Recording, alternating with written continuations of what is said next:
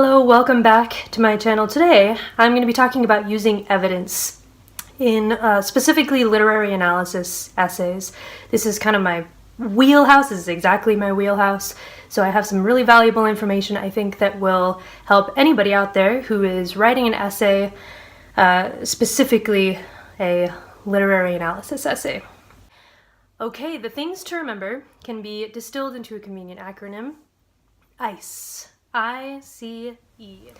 One of my teacher friends uses this acronym, and I've adopted it as well because it is a really helpful way to shorthand exactly how you can use evidence in the most effective way possible. So the I stands for introduce. You have to introduce your quotation. You can't just be writing along and then suddenly, boom, quotation out of nowhere. No context, no anything. This happens to me all the time as I'm reading essays. Make sure that you do introduce. So for your introduction to the quotation, you should include context, specifically who said this or when did this happen, some of the very basics so that you can orient your reader to exactly what part of the novel or play or even essay that you're referring to. Do not leave the context for after. A lot of people do this. They will be writing along in their essays and then suddenly, boom, quotation. Haste me to know it, that I, with wings as swift as meditation or the thoughts of love, may sweep to my revenge. Hamlet says this right after his father tells him about the murder. That's a terrible way to go, because for the entire quotation, I'm wondering, why am I reading this? Why is this even here? So make sure that you include that information before the quotation. So give that context. Part of your introduction or your context should be a tag as well. If you're not familiar with that term, a tag just means he said, she said, Hemingway writes. It anchors your quotation to the text and makes it flow much more nicely than if the quotation is like a sad little orphan just sitting by itself. So make sure that you include a tag either at the beginning or the end, whichever sounds better. But make sure that you have that. Okay, so that is the I, introduce. Make sure that you do that piece. The second letter in ICE is, of course, the C, which is cite. Now, this part's the easiest to talk about.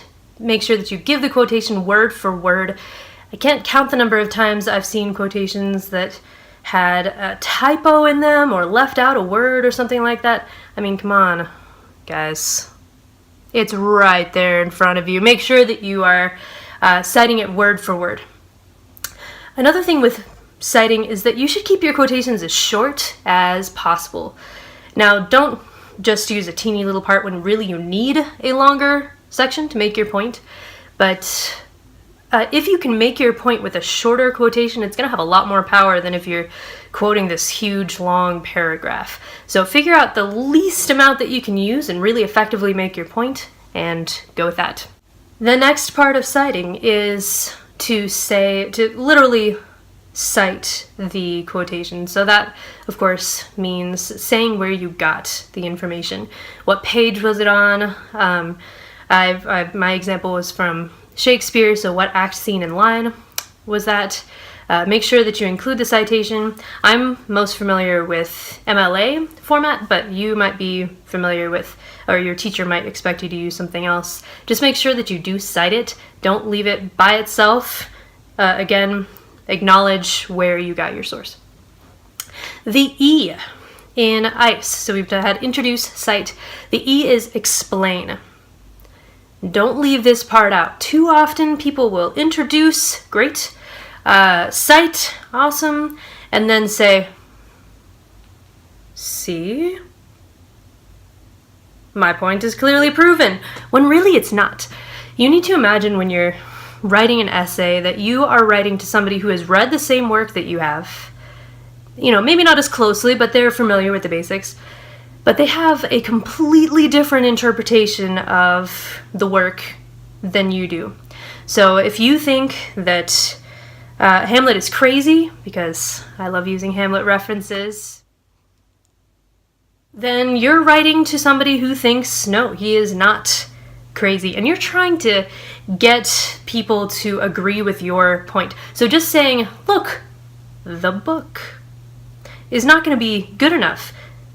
You need to also, after the quotation, explain why exactly this quotation, this part of the book or story or essay supports your interpretation. You need to get specific here and show how these words or the way that it's spoken or this symbol or whatever it is supports your main point in the entire essay. So this should be at least a couple of sentences long.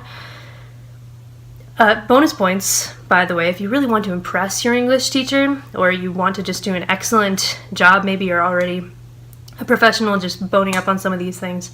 If you want to really nail home your point, refer back to the quotation in your explanation. Requote small portions of it or a word or something specific. If you requote it, then it once again shows that you are truly analyzing the work. You're not just saying, look, the plot.